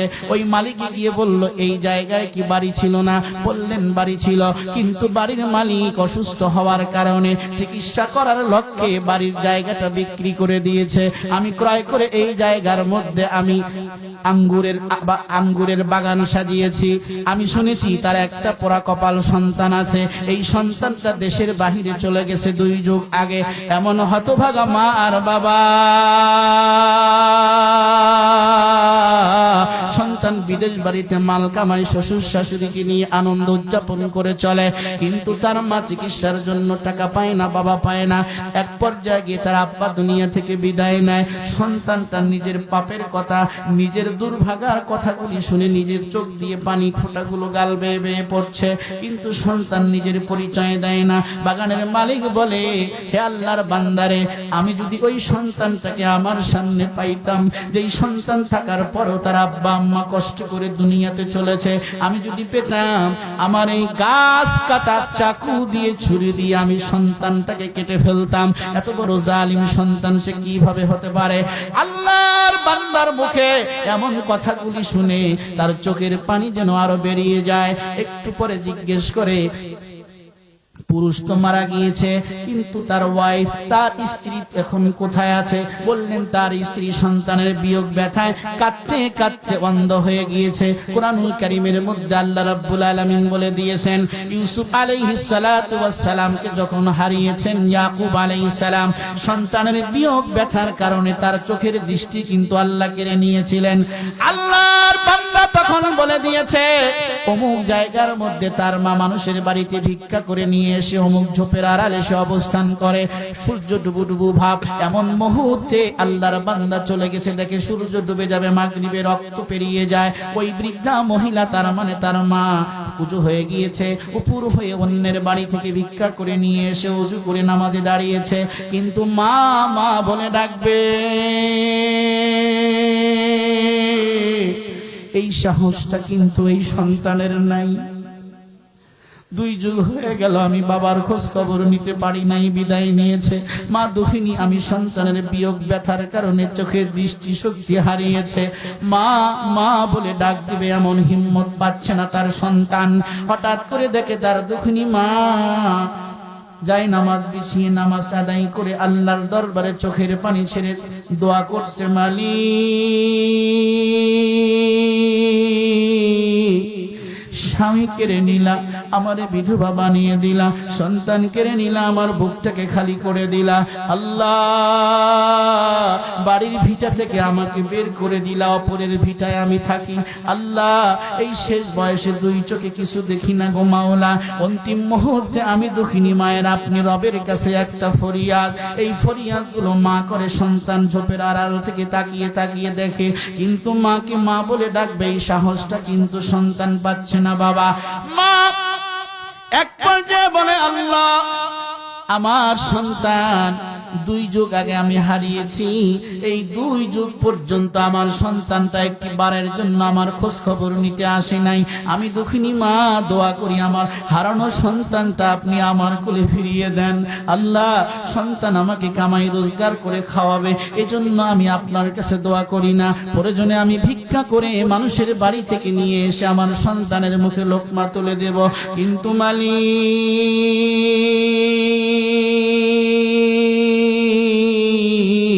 আমার ভাই নাই, বোন নাই, বাবা নাই, মা নাই, আত্মীয় স্বজন নাই, আমি মারা গেলে আমাকে কবরে নামাবে এমন কোন সন্তান নাই, এমন কোন ব্যক্তি নাই। আল্লাহ, আমার সন্তানটাকে আমার বুকে ফিরিয়ে দেন। অন্তত পক্ষে আমার সন্তানটা যেন আমি দুঃখিনী মা ইন্তেকাল করলে আমার লাশটা নিজ কোলে করে নিয়ে কবরস্থ করে। আল্লাহ, এমন কাজটা সম্পাদন করার জন্য আমার সন্তানকে আমার কোলে ফিরিয়ে দেন। এই দোয়া করার সাথে সাথে ঝোপের আড়াল থেকে সন্তান ডাক দিয়েছে, আম্মু, মা, মা, মা বলে ডাক দিয়েছে। মা, আর কাঁদতে হবে না, আল্লাহর দরবারে আর চোখের পানি ফেলতে হবে না গো মা, আর ক্রন্দন করতে হবে না মা, আপনার দোয়ার সে আজিমে পৌঁছে গিয়েছে। আমি তোমার সেই সন্তান 2 যুগ পরে আবার তোমার কোলে ফিরে এসেছি। মা, আর কাঁদতে হবে না। মা সন্তানকে বুকের মধ্যে জড়িয়ে ধরে হাত দ্বারা ভালোবাসা আদান প্রদান করছে। সন্তান 2 যুগ মাকে ভুলেছিল, কিন্তু মা কি সন্তানকে ভুলে আছে? জোরে কথা বলুন, ভুলে আছে না? সন্তানকে এক মুহূর্তের জন্য ভুলে নাই, শেষ মুহূর্তেও সন্তানের জন্য দোয়া করছে। সম্মানিত হাজিরিন, এই জন্য পিতা মাতার খেদমত করব তো ইনশাআল্লাহ। জোরে বলুন, করব তো ইনশাআল্লাহ। মনে রাখবেন, পিতা মাতার দোয়া সন্তানের জন্য সরাসরি কবুল। 3 ব্যক্তির দোয়া কখনো বৃথা যায় না। কয় ব্যক্তি? পিতা মাতার দোয়া আর আল্লাহ পাকের আরশের মাঝে কোনো ব্যবধান থাকে না। তো আমি আরজ করছিলাম সূরা বানী ইসরাঈলের 23 এবং 24 নং আয়াতে কারিমার আলোকে আল্লাহ তাআলা বলেছেন, ওয়াকাদা রাব্বুকা আল্লা তা'বুদু ইল্লা ইয়াহু ওয়া বিল ওয়ালিদাইনি ইহসানা। হে রাসূল, আপনার রবের পক্ষ থেকে চূড়ান্ত সিদ্ধান্ত ফয়সালা, গোলামি হবে একমাত্র কার? 2 নম্বর, আল্লাহর ইবাদতের সাথেই যে জিনিসটাকে আল্লাহ সংযুক্ত করলেন, খেদমত হবে পিতামাতা। সদ্ব্যবহার দেখাতে হবে কার সাথে? আব্বা আম্মার সাথে। এখন 1 নম্বর কাজ গোলামি আল্লাহর। এই আল্লাহর গোলামির মধ্যে অন্য কাউকে শরীক করা যাবে না। জোরে বলেন, যাবে যাবে যাবে? কখনোই যাবে না। এই যে আসছে 31 ডিসেম্বর 31st নাইট, কি দিবস? নববর্ষ উদযাপন। শিরকি কর্মকাণ্ড করছে, অথচ গোলামি হবে কার? তাহলে মুসলমানদের প্রতিটি কাজ হবে ইবাদত, আর ইবাদতের মধ্যে ভিন্ন ধর্মের কালচার যদি আমি অনুকরণ করে নিজেও নিজেকে ব্যস্ত রাখি, তাহলে আমিও তো শিরিক করে ফেললাম। এই 31st নাইট কোন মুসলমান খ্রিস্ট ধর্মের কালচার অনুযায়ী উদযাপন করা জায়েজ নাই, শরীয়তের আলোকে হারাম। জোরে বলেন, ঠিক না বেঠিক? আপনি গুগলে গিয়ে সার্চ দিবেন, কোথায়? গুগলে গিয়ে সার্চ দিবেন, দেখবেন, সার্চ দিলেই আপনি পেয়ে যাবেন জানুস, JANUS,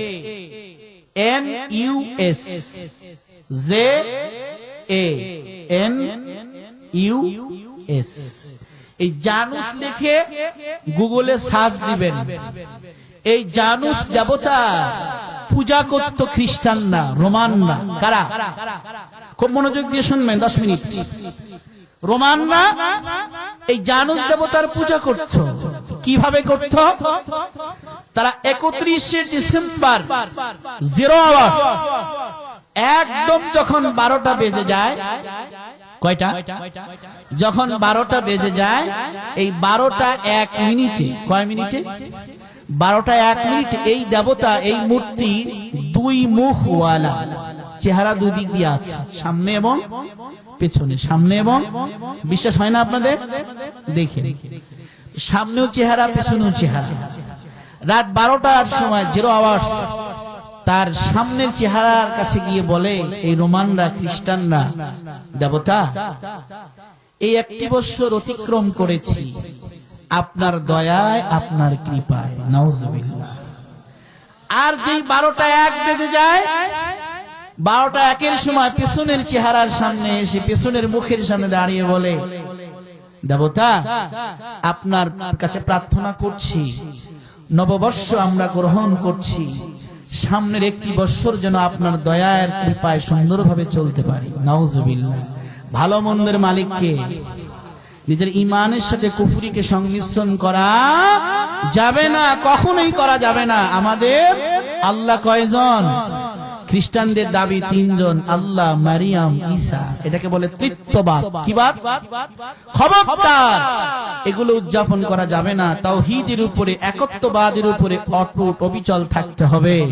এই জন্য डॉक्टर इकबाल বলেছেন, मनफात एक है इस कौम की नुकसान भी एक, मनफात एक है इस कौम की नुकसान भी एक ही सबका नबी, दीन भी, ईमान भी एक, हर में पाक भी, अल्लाह भी, कुरान भी एक, कुछ बड़ी बात थी होते जो मुसलमान भी एक, कुछ बड़ी बात थी होते जो मुसलमान भी एक। কবি নজরুল বাংলা করেছেন, জাতি হিসাবে মুসলমানের লভ্য ক্ষতি উভয় একই, জাতি হিসাবে মুসলমানের লভ্য ক্ষতি উভয় একই, নবী বলো, ধর্ম বলো, ঈমান বলো, তাহাও একই। ঠিক না বেঠিক? জোরে বলেন, ঠিক না বেঠিক? জাতি হিসাবে মুসলমানের লভ্য ক্ষতি উভয় একই, নবী বলো, ধর্ম বলো, ঈমান বলো, তাহাও একই। কাবা বলো, কোরআন বলো, কাবা বলো, কোরআন বলো, আল্লাহ বলো, তাহাও একই। তবে কি যে কঠিন ছিল তারাও যদি হতো একই, তবে কি যে কঠিন ছিল তারাও যদি হতো একই। কিন্তু কোথাও যাত্রা বিমান, কোথাও আবার দলাদলি, কিন্তু কোথাও যাত্রা বিমান, কোথাও আবার দলাদলি। এসব কি আর ভবের মাঝে মহান হওয়ার ক্রিয়া বলি? মুসলমানের আল্লাহ কয়জন? জোরে বলেন, জোরে বলেন, কয়জন? কোরআন কয়টা? কাবা কয়টা? হেরমে পাক কয়টা? তাহলে আমাদের এক থাকার দরকার আছে না নাই? খ্রিস্ট ধর্মের অনুসারী যারা, এদের সাথে লিয়াজু করে চলা যাবে না। 31st নাইট তাদের কালচার। মনে রাখবেন, মুসলমান মূর্তির কাছে সাহায্য চাইতে পারে না, মুসলমান সাহায্য চাইবে একজনের কাছে। তিনি কে? আওয়াজ দিয়ে বলুন, তিনি কে? আল্লাহর ছাড়া কারো সামনে মাথা নত করে না।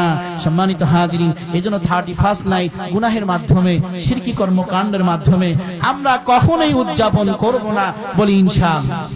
সবাই বলুন ইনশাআল্লাহ। যত বাধ্যই করা হোক না কেন, ঈমান বিক্রি করার সুযোগ নাই। জোরে বলেন, আছে? ঈমান বিক্রি করার সুযোগ আছে? নাই। তাফসীর ইবনে কাসিরে আল্লামা ইমাম উদ্দিন ইবনে কাসির রাহমাতুল্লাহ আলাইহি লিখেছে, ফিরাউনের বাড়ির কাজের মেয়ে নাম ছিল মাশতা। কি নাম? কি নাম ছিল? এই কথাটা বলে শেষ করি। মাশতা গোপনে কালিমা গ্রহণ করেছে, তাওহীদকে হৃদয়ে জায়গা করে দিয়েছে। আর তাওহীদকে হৃদয়ে জায়গা করে দিলে কেউ বের করতে পারে না। হঠাৎ করে ফিরাউনের পালক মেয়ে মাথার চুল আঁচড়িয়ে দিত, এসে বলছে, আব্বাজান, আমার কাজের জন্য যেই নারীকে নিয়োগ দিয়েছেন সে তো আপনাকে রব হিসাবে মানে না। তাই নিয়ে আসো। নিয়ে এসেছে। বলে, মাস্টার, আলাকে রব্বুন গায়রি, তোমার কি কোনো রব আছে আমি ছাড়া? অবশ্যই রব আছে।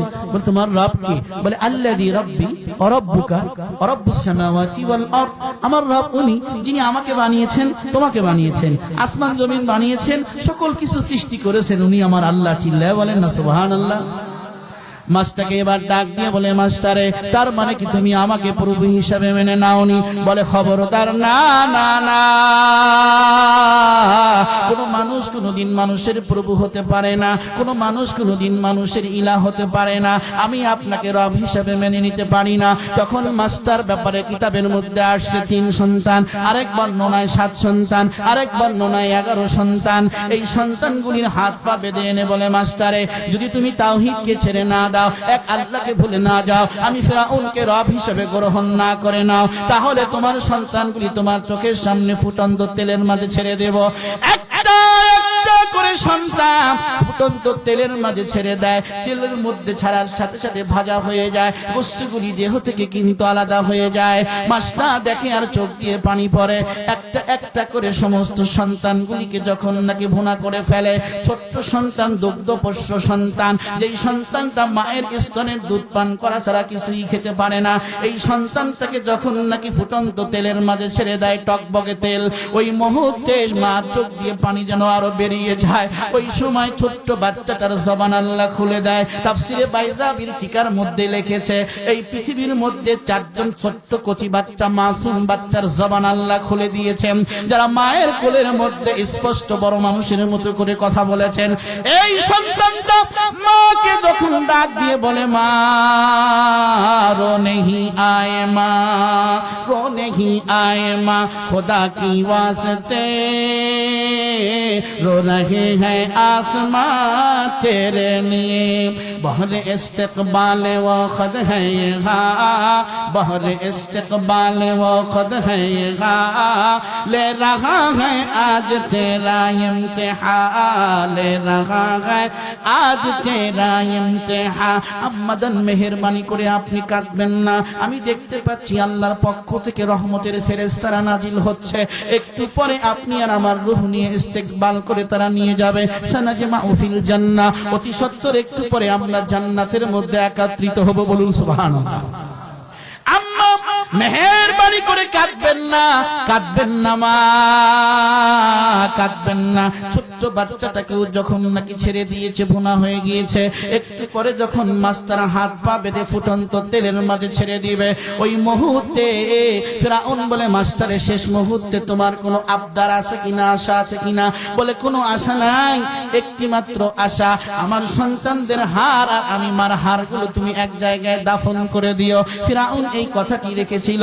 তাফসীর ইবনে কাসির আল্লামা ইমামউদ্দিন ইবনে কাসির রাহমাতুল্লাহি তাআলা আলাইহি লিখেছেন, আল্লাহর পয়গম্বর 2000 বছর পরে যখন মেরাজের উদ্দেশ্যে রওনা দিয়েছেন, যেতে যেতে যেতে যেতে এক জায়গায় গিয়ে বললেন, জিবরাইল আপনাকে জান্নাতের নিকটবর্তী পৌঁছে গিয়েছি নাকি? তখন জিবরিল বললেন, কেন ইয়া রাসূলুল্লাহ? বললেন, আমি জান্নাতের সুঘ্রাণ পাচ্ছি। সুবহানাল্লাহ বলেন, জোরে বলেন সুবহানাল্লাহ। আমি জান্নাতের সুঘ্রাণ পাচ্ছি।